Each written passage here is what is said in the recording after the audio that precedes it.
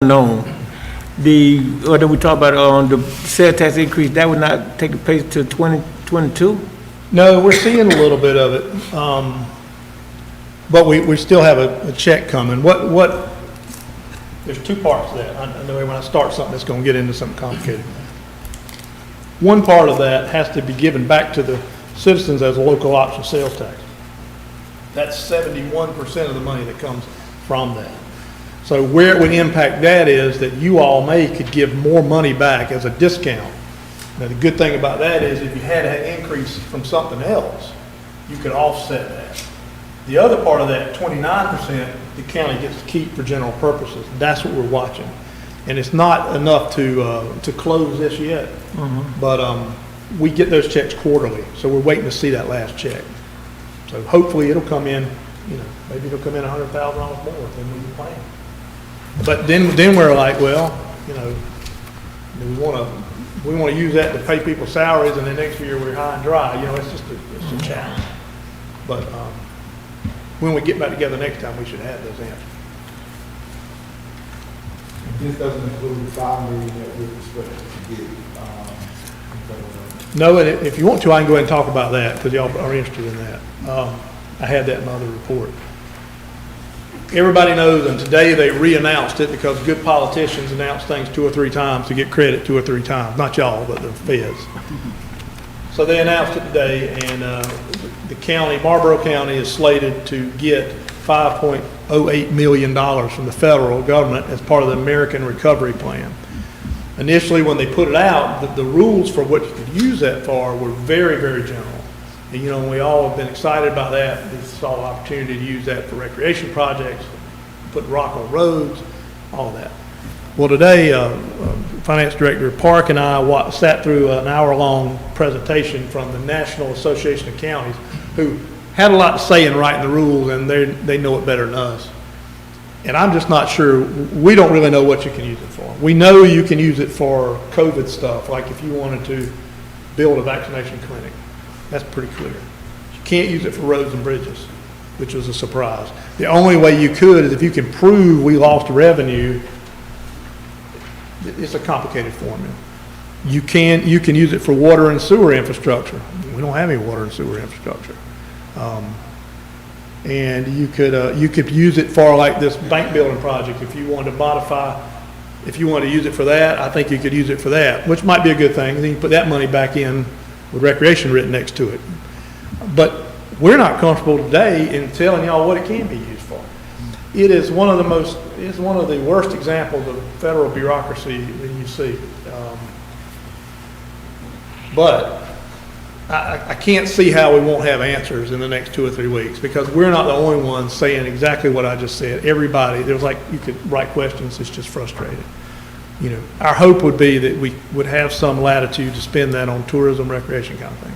They did say tourism, but then it read like you could only use it like if you were in a business that depended on tourism, we could give you money to make up for that. Not that we could spend it to do things that help tourism. So, Mr. Chairman, I think this is part of, the next session. I think we'll know more then, but it's a lot of money. Oh, one other thing that it seems to be, have some money in there for broadband, so we could do more, help more with that. That's a good thing. I think somebody signed up to talk about that. But it was disappointing. I mean, it was like we went to an algebra 3 class. It's like y'all remember when you were in school. It's all this convoluted stuff. So we're a little let down by that. It was like Santa Claus Christmas over here. We were going to come to y'all and say, let's put rock on all the roads and let's do this. And I don't know if we can do that. Any other money kind of questions I can try to answer while I'm here? Any other comments? Well, thank you, Mr. Muller, for And Mr. Park and staff played a big part in all this, as they always do. So I thank them. Turn this off.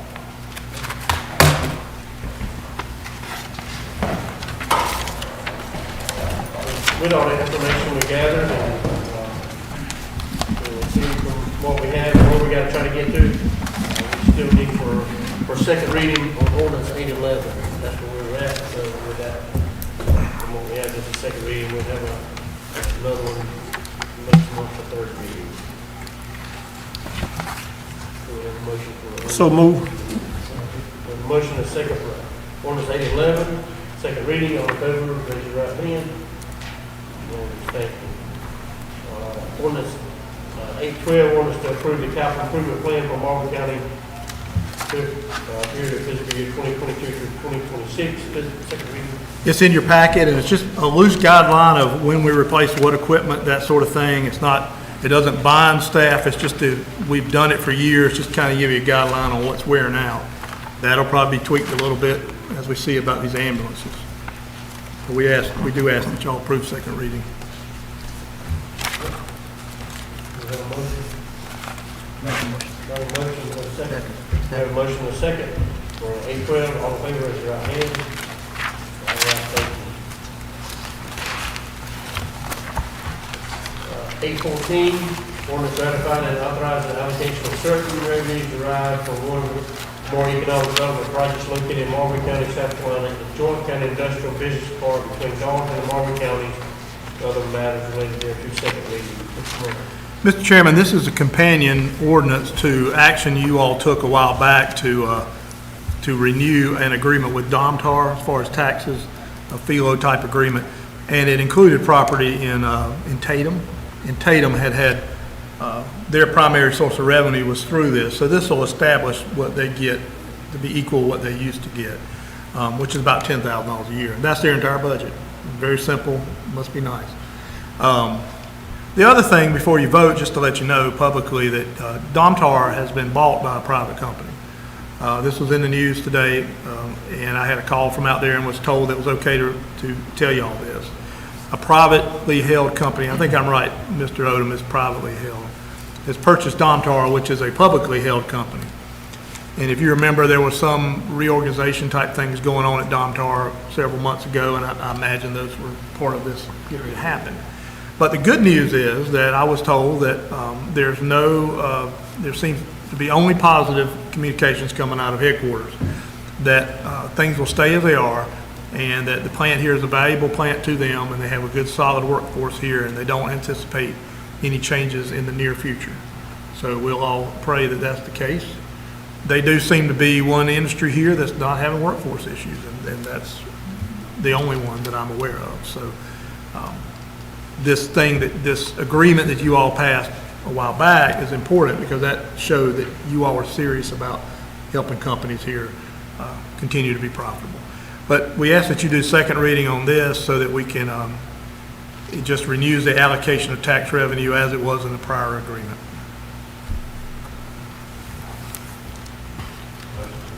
We have a motion and a second. All in favor, raise your right hand. Ordinance establishing the Marlboro County Library Board, second reading. Ordinance 815. All three of these are the ordinances to take the residency requirement out of the districts. You know, Mr. Stroman had proposed that, and I think it's a great idea. Staff prepared the ordinances for y'all. Can we vote on all three of these together, or we have to be separate? Sounds good to us. Sounds good to us? That's kind of, I think it's all the same thing. All it is they're establishing these boards for second reading. So there's the Marlboro County Library Board, the Historic Preservation Commission, and the Planning Commission. All three of these would be, you can make them all the same thing, to just eliminate the residency that have to be living in a certain district. We have a motion? Second. And a second. All in favor, raise your right hand. All right, it's unanimous. That's 815, 816, and 817. Thank you. New business, resolution 05-2101, resolution authorizing submission of an application by Marlboro County to the South Carolina Emergency Management Office for fiscal year 2021 local management emergency management performance grant and authorization to accept if awarded. Mr. Chairman, this is the one that we've been doing for 10 or 15 years. It's basically every year money from the state to help pay for Steve Akers and his operations. So we ask you every year to approve it because that's council policy to always have to ask about grants. So we're asking for y'all to approve that. I make a motion, we'll set the resolution 05-2101. Have a motion and a second. All in favor, raise your right hand. All right, thank you. Any appointments to boards and commissions? Got to appoint, Kimberly McGovern to the library. I'm sorry, to the, fire. Kimberly McGovern. Which board? The fire board. Fire board. Any more? Not, we have a motion. We have a- Second. All right, all in favor, raise your right hand. All right, thank you. Any more? All right, thank you. Up next, we have, reports, the police report. Mr. Chairman, council members, Mr. Munlin, you've got a report in front of you, and it covers the first 10 months of this fiscal year. We appear to be on track in terms of revenue and expenses. Our revenues for the period ending April 30th, 2021, $10,007,090. Our expenditures through that April 30th date total $99,412,718, which is about 78% of budget year to date. So our expenditures are actually a little lower than you would expect for 10 months. So anyway, I think we're in good shape at this point. Yeah. Any questions? So we're doing good. Yeah. All right, Yes, sir. thank you. Next, Administrator? The one thing about the existing year budget is that we've made a lot of improvements in our ability to track expenses that we didn't have before, and, you know, Wes and his staff are working hard at that. So if we get down close to the final thing and we need a vehicle and he finds that we have saved a little bit of money, we might could spend that with an amendment out of this year, take it out of next year. I don't think that would be a bad move. So that's part of our pencil sharpening. As far as the administrator's report, as we always do, we recognize folks with 5 or more years of service.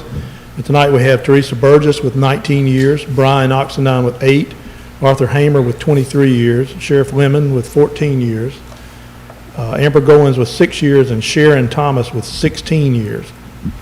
As we always do, where staff or the county organizations doing the lunch at the community kitchen tomorrow. Miss Bobby Grooms is in charge of that. There's a blood drive at the Marion Wright Edelman Library Thursday, June 8th from 12:30 to 5:30. If you're interested in that, if you call them, you'll see the number on there. They can give you more details with that. Administrator's report. We did celebrate Public Service Recognition Week, May 2nd to 8th. And our Human Resources Director, Ms. Dara Sumter, arranged for lunch for all the employees. We did it in shifts, or we took it to different departments, and I went out. They told me not to talk because I talked too much, but I went anyway, and because there was a free lunch for me if I went. And we had T-shirts made. We're really proud of the people that work for the county organization. We've got a good crew of folks, experienced folks, and new folks coming on that are going to fill their spot as people move along. So if you see any county employees, pat them on the back and tell them that they're doing a good job, because they are. The community cleanup event is this weekend. It's 8 till 12 on Sunday. Of course, we always, if folks can't come that time, they could do that really any time this week or the first of next week. We've already seen some folks doing that. We would like to know that you're doing it and call Ms. Bundy at the county office to try to get names on a list. It helps us get a count of who participated. It helps us make sure we find out where to go pick up orange bags full of trash the next day so they don't become new litter, and also gives us a good list to work on as we do future events. So if y'all will do that. And we're trying to encourage people to do the main corridors. If they don't have a neighborhood or your church or something you're going to do, all that's fine. But if you're looking for somewhere to do, try to do it where people coming through town see it, because that's important. Recreation project, I know this is a big interest, and we're moving forward with advertising for proposals for a consultant to come in and, as we talk, study what we have now and what we need for the future. We've written up the The advertisement for that, the image committee of the partnerships met and looked at that. They're all on board, so that's not just county, that's the towns and the Lake Authority and the Chamber of Commerce and others. So that's going to go out hopefully the end of this week. It's just quite frankly sat to the side while we're finishing the budget or getting this part done. So we're excited about that. There is money in the budget, the current year budget for this project or for a project like this. And we, unless there's an objection, we will let the partnership spend that money and make that choice and just transfer that over. It's $50,000. We don't expect the project's going to cost $50,000, but it'll create a little fund there to use if we need to go the next step or have somebody else study something. So if that happens, of course, it'll follow county procurement policy and all that kind of things. The spec building that we're moving forward with, we have advertised for it. We had a lot of folks come back and want an extension because of labor and material shortages. Same problem everybody's facing. So we did extend it about 30 days, I guess. And we had a mandatory pre-proposal conference. So if your company is interested in doing it, you had to come to the meeting or Zoom in on the meeting. And that's always a good idea because if you start answering people's questions independently, then you've told one person something and not the other, and they're going to want to sue you and that kind of thing. But we had a pretty good turnout. We had a fair number of people in person and on Zoom. So we're looking forward to seeing that, but a little bit nervous about the price because we have a budget, and that budget was before everything shot up. So we'll see where that goes. Fuel shortages, the big thing in the news. You know, whether it's real or we created it, I'm going to confess I filled my car up yesterday afternoon and saw two people about getting a fight over jumping the line. One of them was me. I didn't jump the line, but anyway, we no joke, you know, we burn a lot of gasoline with EMS and Sheriff's Department, you know, primarily, and we burn gasoline that we're going to have to keep burning. We can't stop responding to calls. So the good thing, well, one thing is that the county for a couple of years now, everybody has a gas card and they can get gas at any service station anywhere, really, state or in the county. But that means we're also dependent on those gas stations. So just to be safe, we kept the tanks at the Public Works Department. So we have, you know, 6,000 gallons there, and that'll hold us about 18 or 20 days. We have some, you know, discussions with the people bringing it to us to make sure we can get priority if we need more. It seems to be more an issue with gasoline than diesel, you know, if you're watching the news, but we're mainly gasoline. So we're going to keep our eye on it. If it doesn't resolve itself by the end of the week, we'll come up with a rationing plan and decide how we're going to do it. We've directed all our folks to, when you get to about 3/4 of a tank and you pass a service station that's open, go ahead and fill it back up. We don't want to wait and run out of gas. As far as the Carolina Bank project, we've been working to get cost estimates for that. Also a concern about the cost, you know, with the material and labor. We do have a due diligence period that ends on June 6th to make sure that we can do that within our budget. We have met with elected officials and department heads that would go in there, and they have agreed on the layout, which is about it was a chore, but they did. And so we're hopefully moving forward with that. As I told you a minute ago, this American Recovery Plan might be something that could replace that money, and then that money could be put back in the reserve, and you know, council could designate it for recreation or whatever that might resolve an issue that was discussed. And then you see at the bottom, I talked about what I talked about a minute ago about the American Recovery Plan. We will keep you informed on that as we are told more and we actually can understand what they're telling us. We hope that's going to be money we can use and help the people here, but we'll see. It remains to be seen. I can answer any questions you may have. Any questions from the floor? On these contracts, the contractors that you're looking at, are there any local? Contractors on, Any local feedback as far as the, like the spec building? oh, the spec building? Yeah. No, there weren't any local, but it was advertised everywhere. And you know, you have to have a certain limits and have to be in that kind of thing, but we didn't have anybody local do that. Florence, you know, regionally local, but of course, it was out there, so, you know, it had the opportunity.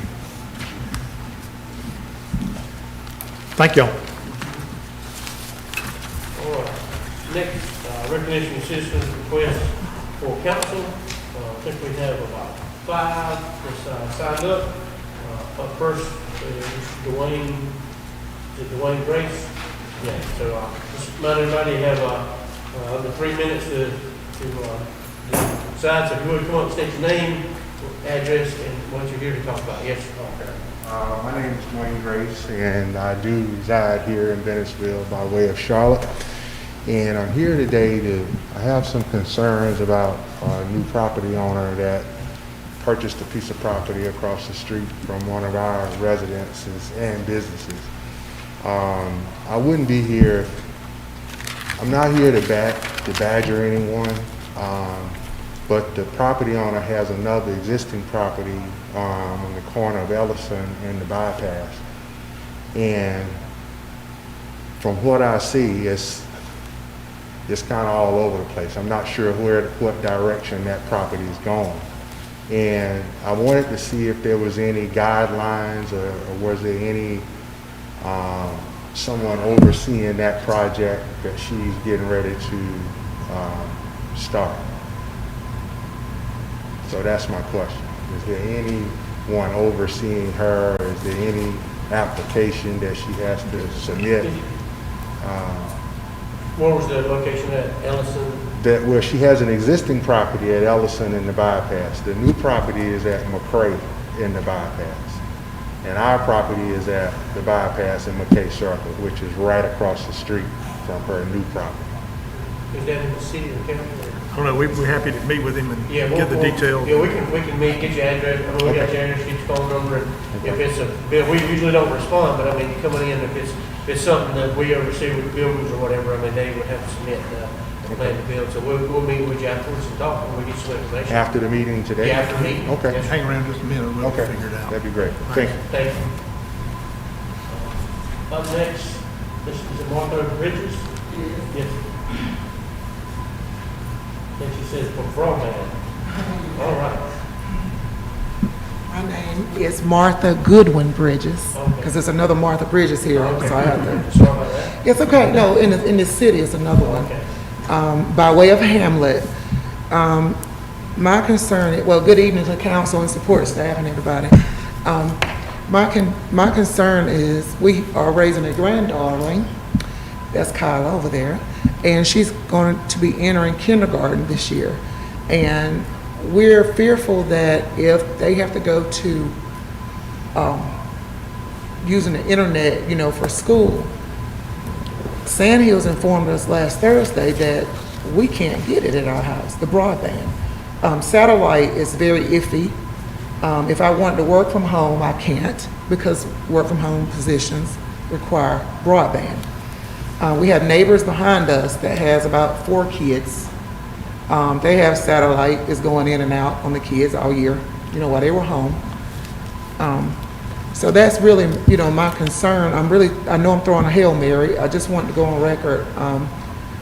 After Sandhills told me that, and I'm from Hamlet, I feel like I moved backwards when I moved to Tatum, Did I state my address? I'm gonna follow the rules. 242 Tatum Highway. And I feel like I moved to Mayberry because I'm like, what's going on? Nothing skipping here, and I talked to Miss Penny at Sandhills Connections, and she said she checked with the technicians. And they said again, that was like our 3rd time checking in a year, Thursday. And then I get here and hear about a possible second phase that she didn't even mention. But that's my concern. I don't know what you all can do about it, but I want to throw it out there just in case you can, help or add something to the pot of that. Because we shouldn't be skipped in Tatum. Tatum is not so big, and if you got Clio and McCall, what's going on that you skip most of Tatum, seems like. And we're 4 houses down from where the line stops. We're in the county. So where the city line stops, it's like 4 houses. Miss Margaret Arnold house is the last house. Where her residence is the last one that it stops at. So, and then I think it'll help the city progress because more people may move instead of moving out like they have done. and dying out, but, you know, moving out, you know, you want people to come in to keep it up, you know, thriving. So, thank you for your time, and y'all have a good day. And I think, just to let everybody know, the first phase is get the main cables through, on kind of on the main ways, and I'm hoping that the second phase can branch out, and we don't know what this stimulus money, I mean, this other money will do, maybe, or it could even go a third, so I mean, I don't know, I don't want to speculate, but I mean, I think that's, we've been aware of it for years, I mean, talking strategic planning, you know, that we did not have that in place, and so as councils work hard to try to figure a way to get internet to everybody, so that is a goal of the council, so we do hear you, we'll, Just FYI, my husband told me they didn't get cable vision until he's 47 almost, until he was in like the 10th grade or something. I was blown, what? You know, so that kind of made me fearful that you're just gonna be behind here, you know, like you're just like way behind. But anyway, I was hopeful when you spoke about what he just talked about with the economic stimulus. I can talk the, about the I extra. can tell you a little bit something afterwards. Okay, thank you, sir. Thank you, council. thank you. Right, up next, Ms. Marie McCoy.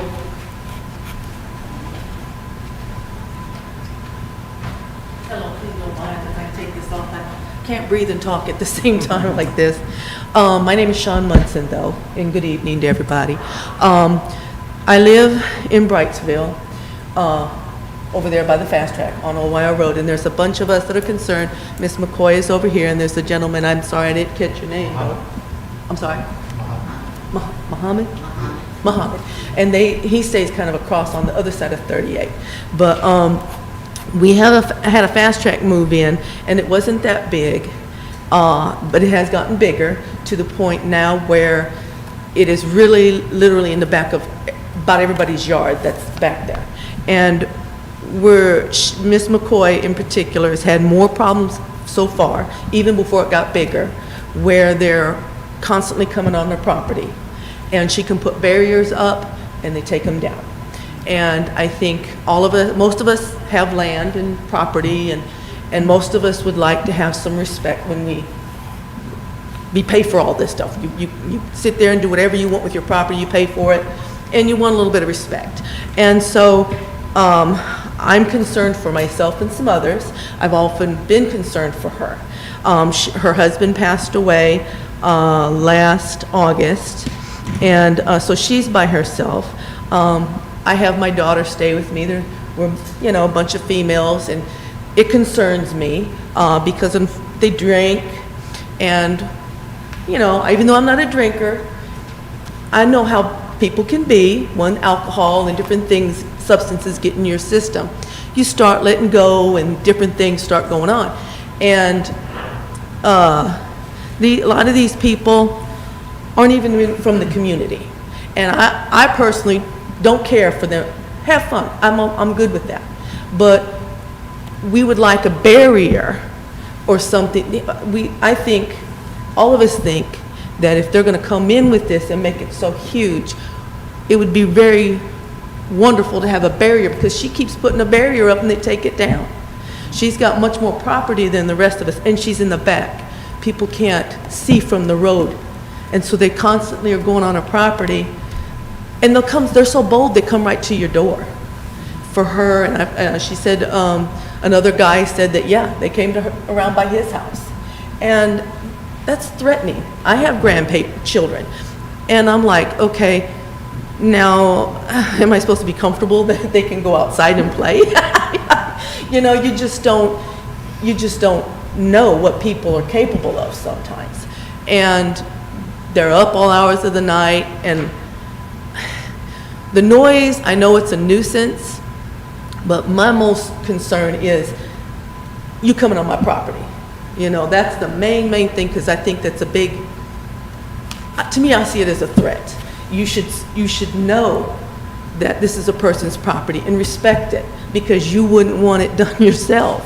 When you go back home, you would not be happy about that, And she's, talked to the guy several times, and he knows that they're breaking these barriers down.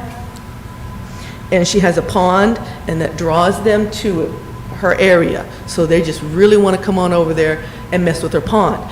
And, you know, she has said that she's gotten tired to the point where she got a weapon, she got herself a revolver, and because they constantly will do this and come on her property. And she fires some warning shots. And she says she's concerned that she's tried to get answers, and this, That's okay. But we do have the sheriff here, so he's heard that, you know. Sure, administrator's sure. heard that. Okay, We that have- part, that we- goes- We do have all the addresses here, I mean, for all the concerns, so we'll pass that on to our administrator, and, like I said, like the sheriff, he's in attendance here today. So Right, he's- right. He's heard firsthand of the concerns. So, Okay, Yep. so- We'll get some information after, to you Oh, okay. after the meeting. okay, We'll have to get it to you. okay, okay, all right. I spoke with Mr. Ford about this issue as well. This is, I think, based on her interpretation, is a very intimidating factor.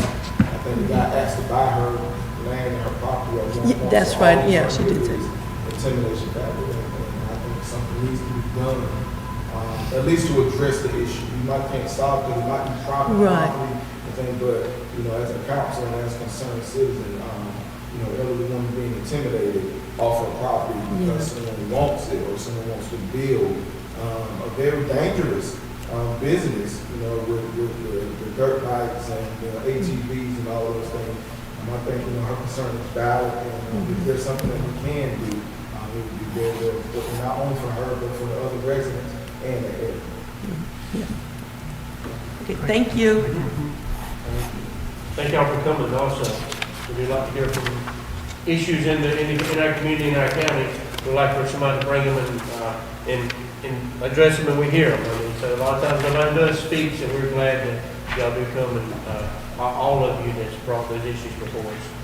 So, okay, next, we have Council, we'll start with Mr. Rhodes.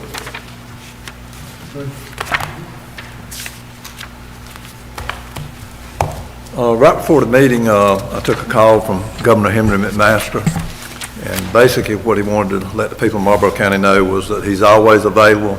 If there's anything that he can do to assist the citizens of Marlboro County, always feel free to call on him. It was kind of a surprise call, and that was why I was running just a few minutes late. It's always good to hear, from the governor, and like I said, he has stated before many times that he likes helping rural counties, and he wants to help Marlboro County with anything that we need that could help the citizens. The price gouging, I talked with the governor's office yesterday, and they sent me a website, an email address, and also the toll-free number that citizens can call if they feel like they've been a victim of price gouging with the situation we have with the gas right now. Hopefully this thing is going to blow over here in the next several days or weeks and stuff. And today the Attorney General's office, Alan Wilson, they launched a group of people. They're going to be monitoring the situation too, because really and truthfully it all comes back through the Attorney General's office. It is a misdemeanor, $1,000 fine, 30 days in jail for people that take advantage of a situation like we got right now. And so anyway, the Attorney General and them, they are monitoring it. But if you hear of anything, I posted up on Facebook, phone numbers, websites, or just feel free to call me, and I'll make sure the right people get the information.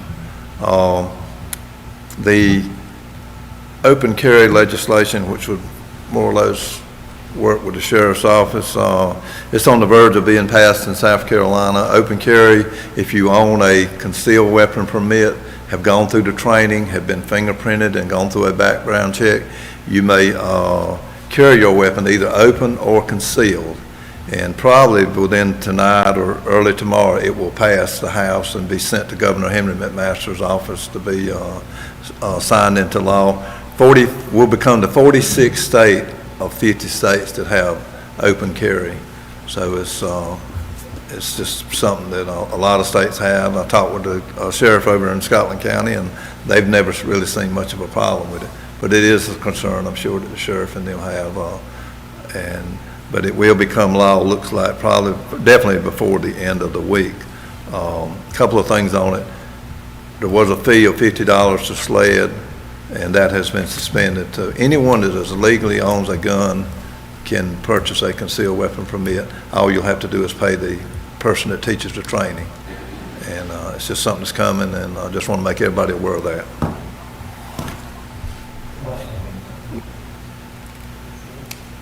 Don't have broadband in our area, we can carry our thing. Just want to thank the councilmen for, the continued prayers for the county. We've seen some improvement with our COVID process, but the word still needs to be out with our younger generation about being vaccinated. That's very, very important. We work hard as a council and as a governing body with other entities to make sure that we have access to the vaccine. Please, ma'am, sir, talk to whomever you can in our younger generation about getting the vaccine. It's important for us to resume some semblance of normalcy. But my concern is that we will get back into a situation, especially in Marlboro County. We had an outbreak at the school, we had outbreaks in several other little pods. We're trying to get back to a sense of normalcy without taking the proper procedures. So please, ma'am, please, sir, be concerned about your neighbors and be concerned about your communities and encourage someone to get the vaccination process. If they have concerns, tell them to speak to their general practitioner, their physician, or get accurate information about the vaccine because it's very, very important for our kids to return to school, for our business to open up fully, so we can begin to continue to move Marlboro County forward. It's going to be really difficult. We're already far behind. And if we're not doing our due diligence with that, we're going to continue to be further and further behind. We can get all the amount of money we can coming to this county, but if we're not healthy and we're not doing what's necessary, then we're still going to be behind. Thank you, Ms. Carter, for coming to the meeting and bringing some of her residents as well. That's what it's going to take. We can do all we can, but it's going to take our citizens getting involved and coming to the meetings and voicing their concerns and giving us your ideas and your suggestions. We don't know it all, and we need your ears and your eyes and your efforts and making sure that we can hear what you're saying but respond to you in person by your presence here. That's all I have to say. I think everybody continue to remain safe and vigilant and take care of yourself. One more thing, summer is fast approaching. And I'm getting a lot of calls about the recreational basketball. I think that's something that, I talked briefly with our Councilman Woods, and I think that process needs to be streamlined a little more because we don't want to happen what happened with baseball. Okay? I think the format that we're running, based on what I'm hearing, is going to have the same thing as baseball. And so we can talk about tweaking that format and taking it back to just, the areas, and getting with the area coaches who traditionally coach, and talking with them about getting their players and doing that. Because we have this countywide thing right now, I think we're gonna fail in that effort. And also with the fees that's involved with the plan. I think that those fees need to be waived for this year. We're trying to get kids that active and engaged. I think we've had a year and a half worth of free stuff, and so I think that would be an enticement to get our kids back and get our coaches ready to work with our kids. That might be a certain conversation we need to have. But I think if we go with the format that we have now, we're not going to have a summer issue. Mr. Strong. Mr. Logan, thank you for all you do, Captain. Went from a great deal. I know it's hard work. On that recreation part there, I had a lot of calls for females, some type of program for our little girls. Nothing that we've got from baseball program for females, but we don't have anything from little girls, the dance, the cheerleaders, any program set up now. And I would like for us to look into that when we start back up. The other thing that I'm concerned with is I wish we could put a line item for overtime for the sheriff department in our budget. I'm very uncomfortable with this Chinese overtime, and hopefully we can get that issue behind us and get on the right track for our officers to keep and attract good people.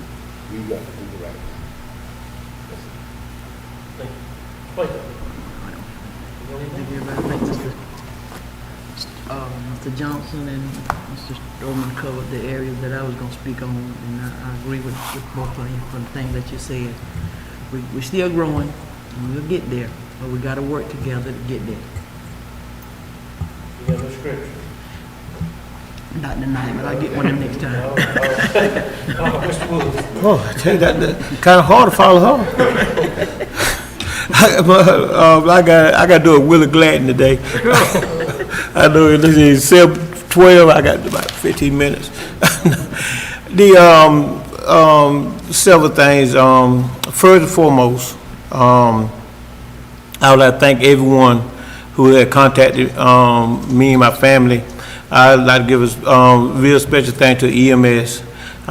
For those who may not know, my older brother, suffered a stroke on Tuesday, about 10 days ago, 2 Tuesdays ago. It was a terrifying experience that when you walk up and you see a family member unconscious, didn't know whether he was here with us. I mean, 8:30, we talking to him, 8:35, he unconscious. That was a very tough time. But EMS did arrive, and we all been, maybe not, but to us, time moves so fast, and EMS is so slow, in our minds. But we know they are professionals. They did their job. They got him to the hospital, and as of the end of the day, his birthday. He turned 61 today, and he's still here. First and foremost, that's a blessing there. He is responding, he's talking, moving a little bit. So I thank EMS for being there, and just saving their life. Basically, that's all to it. God, grace and mercy allowed that to happen. I have talked to Miss McCoy, I talked to Miss Margaret, Miss Martha Goodwin, and talked to Brother Grace.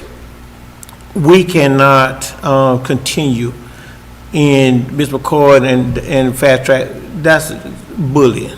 We can't. I know, Sheriff. I know your hand full. Ain't gonna continue to be full. But that's the job you took. That's the job we elected you for.